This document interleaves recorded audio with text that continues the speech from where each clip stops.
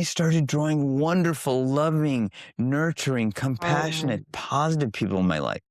Even if you had drawn the same challenging relationships over and over again as I had, you can release those patterns and go to another place where you can have all the things you wanted, wonderful, loving, nurturing people.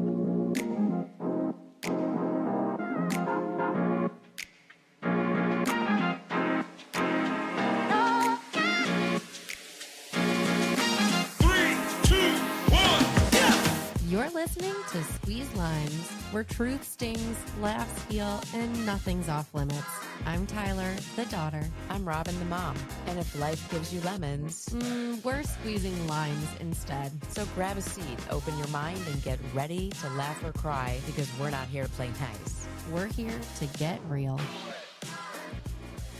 Hi, everyone. Welcome back to another episode of Squeeze Limes. If this is your first time, we welcome you with open arms and hope you stick around.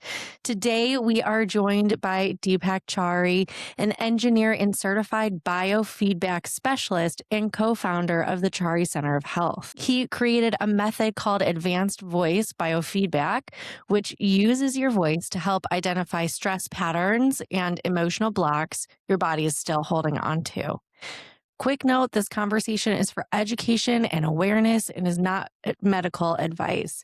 So now let's get into it with Deepak Chari. Welcome. Thank you for being here. Thank you for having me on your show. Anytime. So let's get right into it.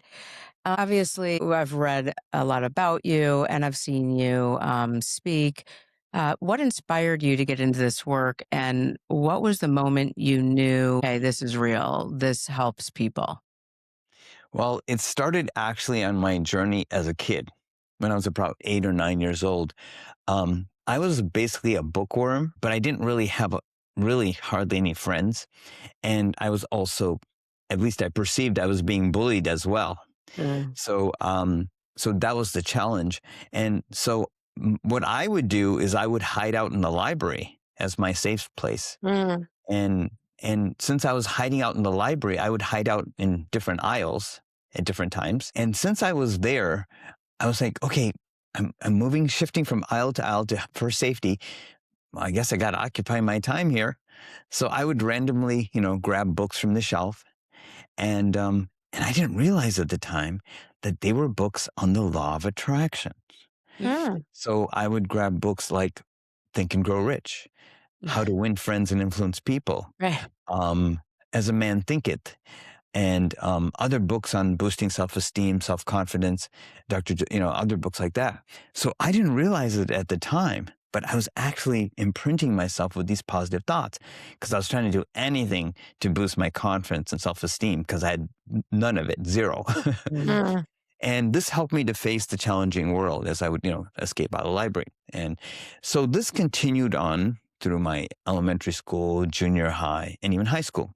The bullying kind of transformed into different kinds. From that kind of pushing around kind of thing, or it was more like, okay, you don't fit in our group. In fact, you don't fit in any group, Deepak. You're on your own.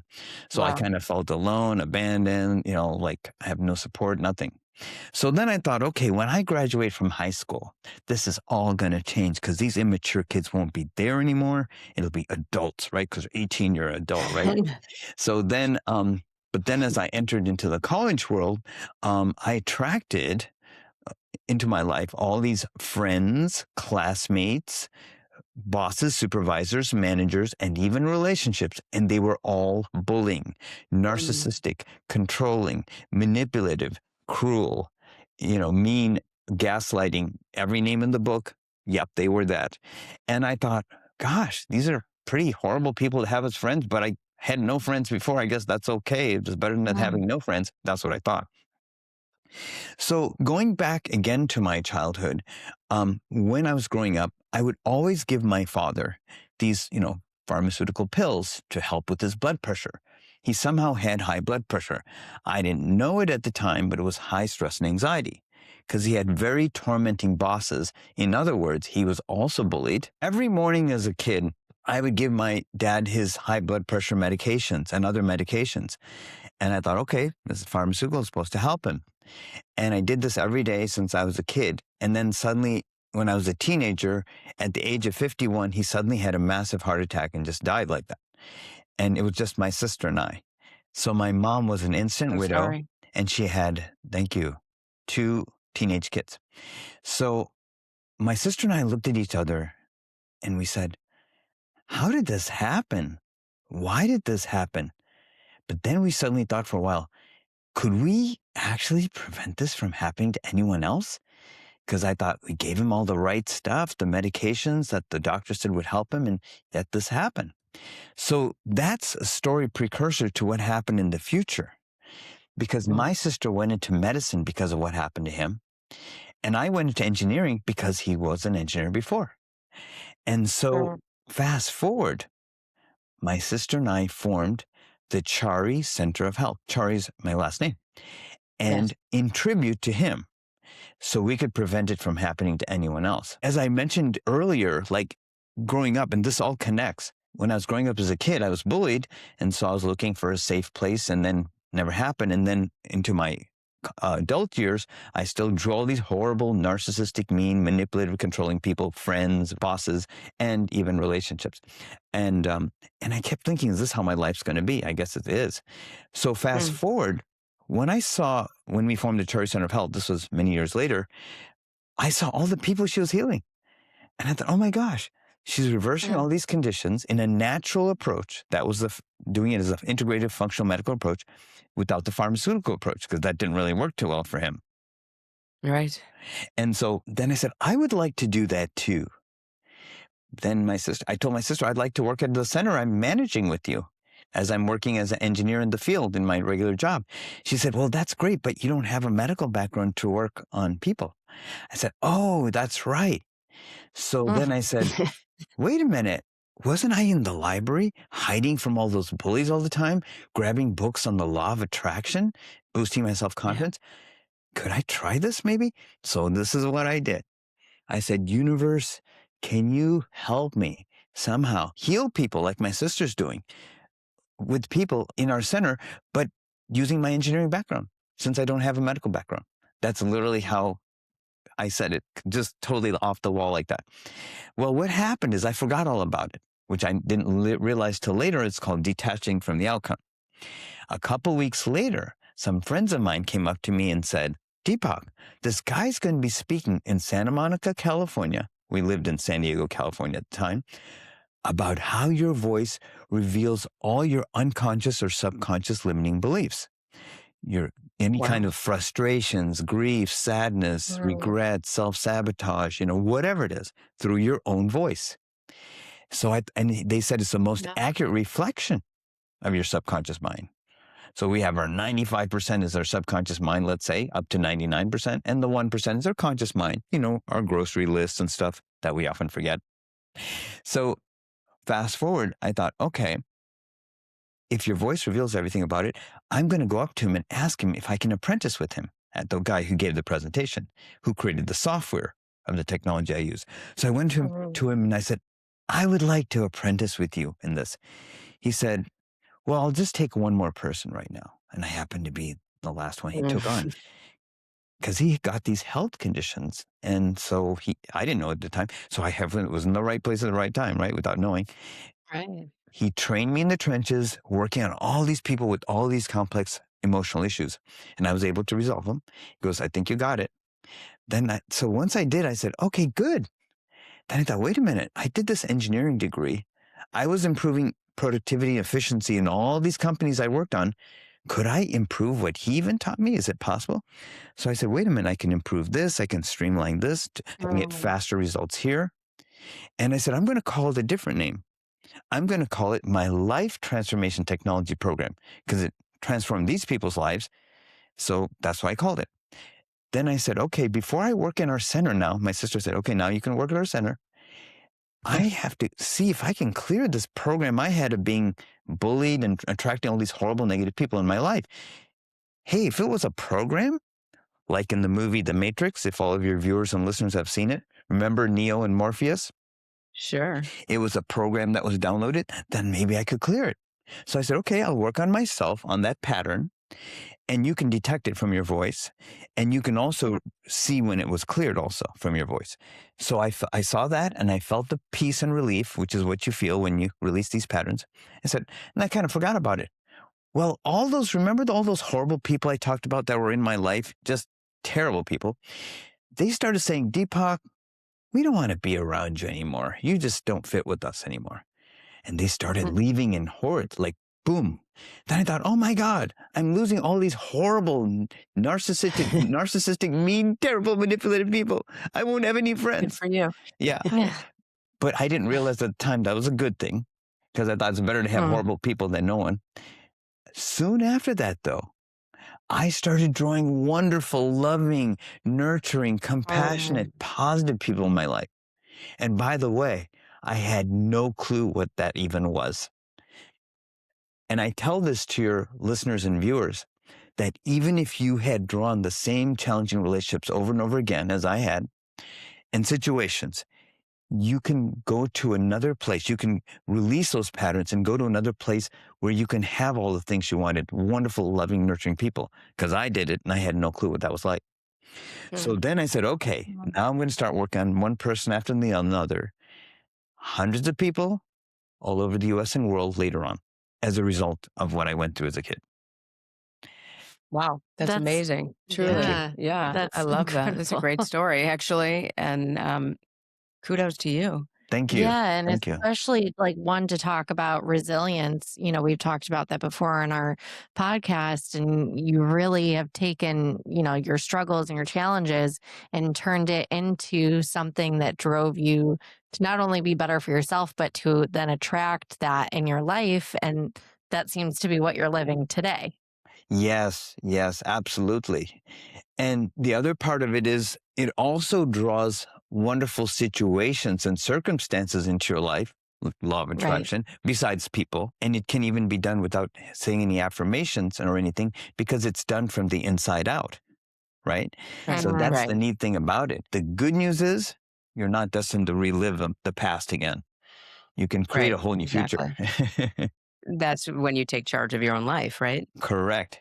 Otherwise, you're running the same programs of the past and just wondering, why does this keep happening to me, Right, exactly. Right. So how does that exactly work? This technology that you've created, when someone comes in and sees you, what are you doing? How is the process, and how are people able to change the trajectory of their lives? Absolutely. So fortunately, I was introduced to the person who created the software. And what I did is I modified how he used the software to get the faster results. So the way it works when I do a session, and now I used to do it in office, but now it's all remote from the comfort of your home. On the person's computer, there's a software you download to it. And I have you wear a special pair of headphones that I will select for you, for the person. They speak into the mic about the emotional challenge or situation they're going through. Maybe they had a breakup, maybe they had some family trauma, or whatever it may be. And I analyze their voice in about 15 to 20 second time slots. And I do all these calculations on it. You can think of it like an emotional heat map. So if someone, let's say, was depressed about something and very highly depressed, it'll show an extreme level, or it might be high. But whether it's a high or extreme, I need to address it. And it might even share with me things that they're not even consciously aware of that they're feeling too. And because we store our emotions from our subconscious in layers, in every fraction of a second, every thought, feeling, or emotion we had since the time of conception, we were born, is stored in our subconscious mind. Now, we may not consciously remember it, but trust me, your subconscious does. It remembers everything. And if it has an emotional charge from the past, that gets projected into the future, attracts a situation to your life. Now you have that personal situation plus the previous one, and that builds on itself. You ever wonder when someone has this sudden thing that just happened, they go, where did this come from, Deepak? Well, it didn't happen overnight. It was a culmination of things like that. I have them think about the challenging situation, and I send these frequencies in blocks of about 3 minutes at a time, 2 to 3 minutes at a time. So I'll have them close their eyes, think of the challenging situation, like if somebody broke up with them or they lost their job or whatever may have happened or some tragedy. Right. They think about that. They don't say a word. They don't say, they talk about it initially. I get the voice map. I find out what frequencies to send them. I say, close your eyes, put your hand on that technology, because your hand is an emotional energy center of your whole body. These frequencies go through your hand into all 60 trillion cells of your body and harmonize them at the same time into perfect harmony. And whatever thoughts are disharmonious or not serving you will literally want to leave. Kind of like people who are staying in a hotel that they weren't actual guests of. It kind of vacates them out of there. And that's how it works. Wow. That's it. So let's say it was a 1 to 10. It was a 10. Like if 10 is like the extreme level, right? Like I'm really angry or I'm really sad about this thing that happened. Right. After one round, that's called a round, of a couple minutes, I'll record their voice, energy of their voice, not actually the words they're saying. Tell me about that situation of how you feel about it now. So they tell me, and the charges drop to, let's say, a 7. We keep repeating this. Every session's an hour. And then boom, boom, boom, boom. They may have had this issue for like 10 years, 15 years. One lady's case, she was 90 who saw me. She had depression for 65 years. I was able to clear it in a very short period of time. So, yeah. So that's why this is such an innovative process. So that's all that's involved. Put your hand on technology, listen to these frequencies. Some are not heard by the human ear. They're heard by the subconscious. And they just think about the situation and it just kind of melts it away and releases it. How many sessions by average do you think the average person would need? So this is a great question. This is how the structure is. First part of the first session is I'll map out their whole ancestry. In other words, I'll create a voice map of their mom, of their dad. That means they talk about, I take them to an altered state of consciousness with the technology so I can access their subconscious mind. It's like a gentle, relaxing process. Then I'll say, okay, tell me briefly about your mom. What was she like? Okay, tell me about your dad. Tell me about the relationships you had, both current and then the past ones. And then tell me about your grandparents, your mom's mom, your mom's dad, your dad's mom, your dad's dad. And then I'll map this out into this whole ancestral imprint pattern. And I will show to the person what percentage of those emotional imprints and patterns, and very specifically that they picked up from all of them, making it their personality, which they thought is their personality, but it's actually a combination of all of them. Now, this is interesting how that's how the structure works. Now, you might think like, well, Deepak, my grandparents, and this has happened to me before. My grandparents all died before I was born. I can't record anything about them because I don't know anything about them. And my mom never talked about her mom, and my dad never talked about his dad. I did have some unusual cases where they never talked to the kid about the grandparents. I'm not sure why, but they never did. And the kid had no clue about the grandparents. So you might think, okay, well, Deepak can't record their. No, I can. Because remember I said everything is in the field, even if you don't know it. Right. So you know how I handle that? I'll say, close your eyes, think of your dad, and think that he had a father. Imagine this dark figures near him, because you don't know what he looks like. You don't know anything about him, but you know that this person is definitely his father. And this is what I want you to say to me for about 10, 15 seconds. I don't know anything about my father's father, and I don't know anything about my father's father. Now, it'll be kind of mysterious, like, what? But they just say that. Now, what if they don't know any grandparents? I don't know anything about my mother's mother, mother's father, father's father, father's mother. Now, to the regular person, it sounds like da-da-da-da-da-da-da-da-da. They'll say, Deepak, it sounds the same. It's probably not going to show any reading.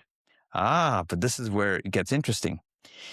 I might see, I don't know anything about my mother's mother. Severe anger. I don't know anything about my father's father. Severe depression. Father's father or mother's father.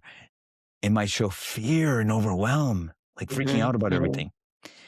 Yeah, how could you get that out of there? Well, I can. So once we know that, it'll explain why things happen in your life the way they did.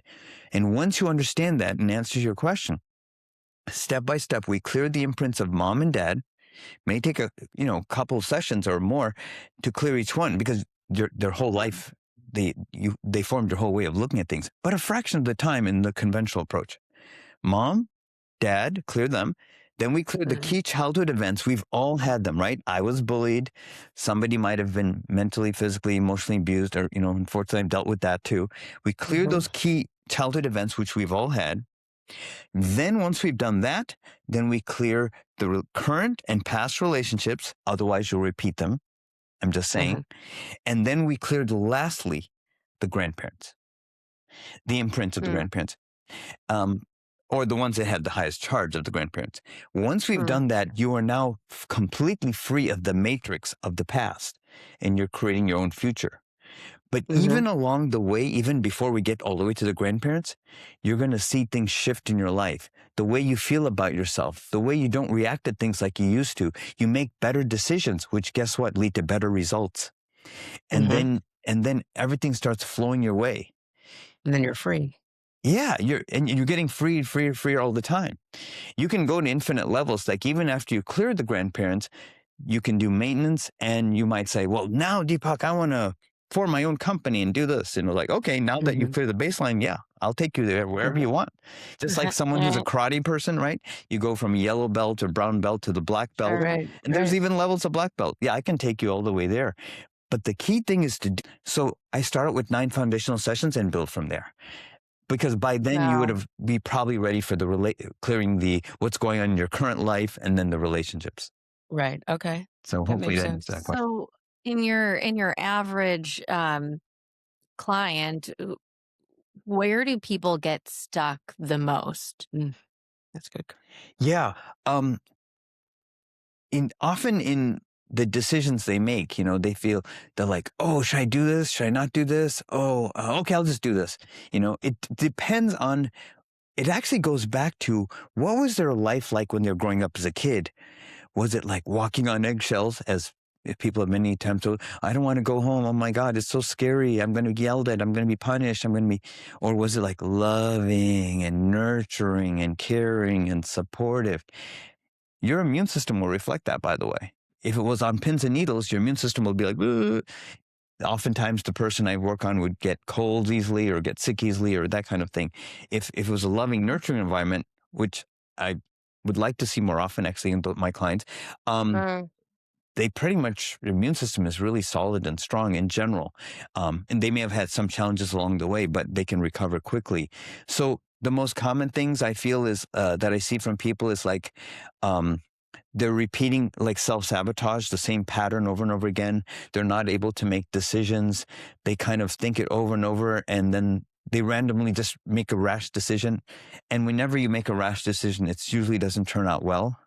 Because Tony Robbins said this statement, it's in the moment of your decision that your destiny is shaped. Right. And so, because you could change your path. Unless you change your path, right? Because it's like a rudder on a boat. You think, oh, but it's not, if I just adjust the rudder, it's not going to make much of a big deal difference. Well, a tiny bit like this, yeah, over time it does. But what if we just turn the rudder just a little bit like that? Then suddenly, boom. Because everybody talks about the spiral down, but nobody knows there's a spiral up too. Yeah. Yeah, that's so true. Yeah. In the moment stress starts rising, what's the first thing you want someone to notice or ask themselves? And what's one simple thing they can do right then and there to bring their system back to neutral? Okay. If you're feeling like that, if you're feeling like, oh my God, what do I do? Or you're anxiety, or you're just like frozen, I don't know what to do. Ask yourself this question. What am I feeling right now? Well, I'm feeling anxious. Why do I say to do that? Because awareness is the first step. Be aware of it. Because if you're in denial, guess what? You just push that emotion deep inside of you even further, and then it's going to blow up at some point. One idea you could do is you could put one hand on your heart, the other hand on your stomach, and breathe into those areas. But close your eyes and then breathe into those areas. And slow your breath down, drop your shoulders, relax every part of your body. Just breathe into it. And don't even think about anything.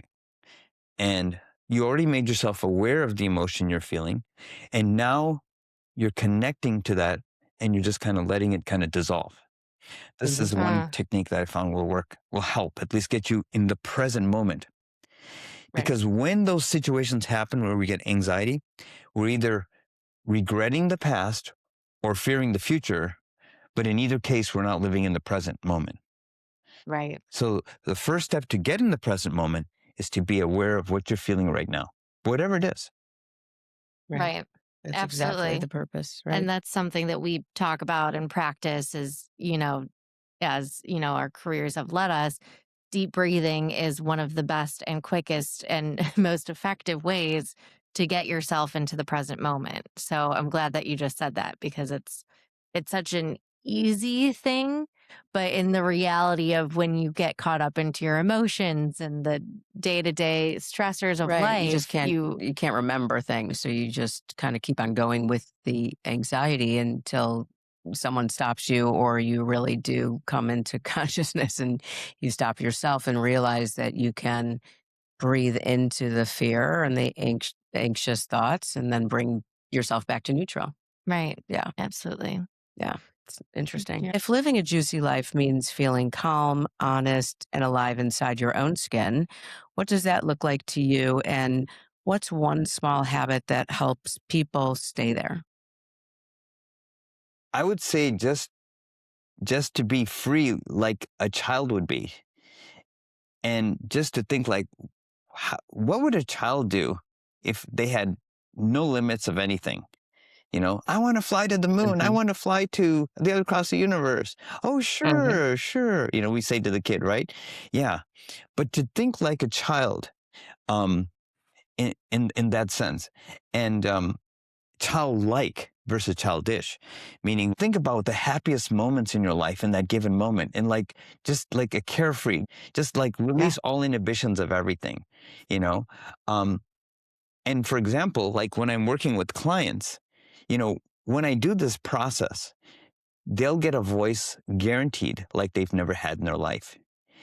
And so what I have them do is I have them, as we're doing each week, we do one session a week. I'll say, I want you to pick the most motivational song you can think of, a song that inspires you. Oh, okay, they say. But I have something more than that. I said, what? I want you to find the lyrics of that song, and I want you to sing that song, but not to others, to yourself. And I want you to notice every aspect of your voice, because every week we do the sessions, your voice will get more and more pronounced, and they'll start noticing things in their voice they never had before. Yeah. And do you know why that is? They're stronger, right? They're feeling strong. They're feeling strong. But going back to the science of this work, and your viewers and listeners might find this interesting, we have 60 trillion cells in our body.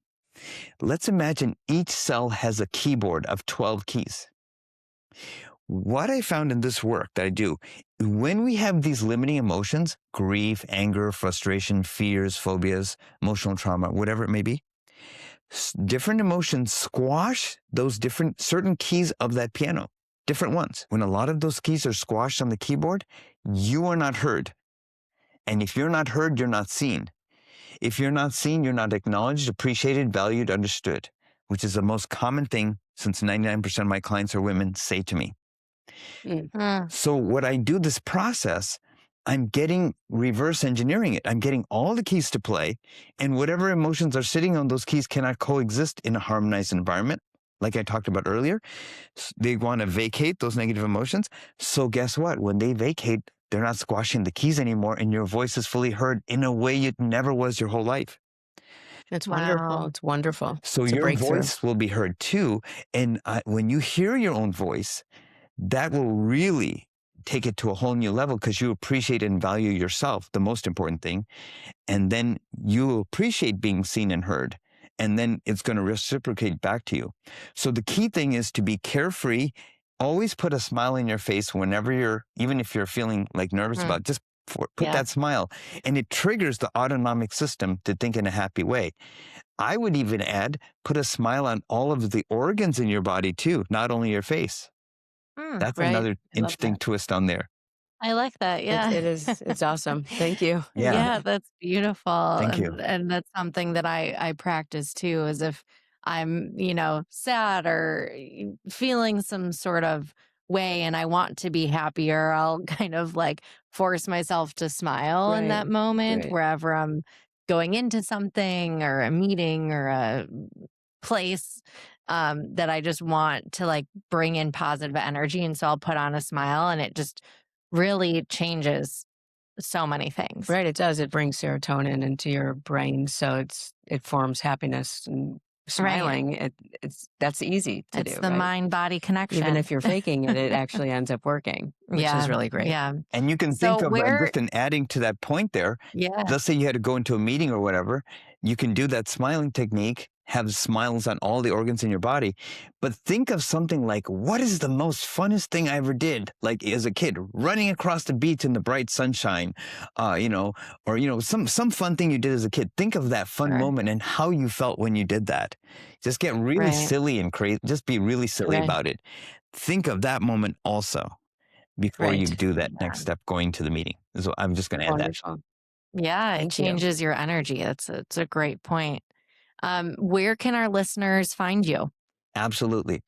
So they can go to my website, which is www.fastanxietyhelp.com, FASTANXIETY help.com. And when they go there, they can read about what I do. They can sign up for a complimentary 15-minute consult with me, no obligations, where when we do our Zoom consult, I will listen to whatever's going on, whatever challenges are going on into your life. And then I will say, okay, for you, this is what I suggest. I will customize a program specifically for that person to take them from where they are to where they'd like to be. Amazing. Well, thank you so much. That's incredible. Really opened our eyes to a new and vast and fast way to recover. So thank you so much. Yeah. Absolutely. And it's so great to see your history of what you've experienced and putting something positive out into the world and helping others. So that's such a beautiful thing. Thank you so much, Deepak, for being on our show.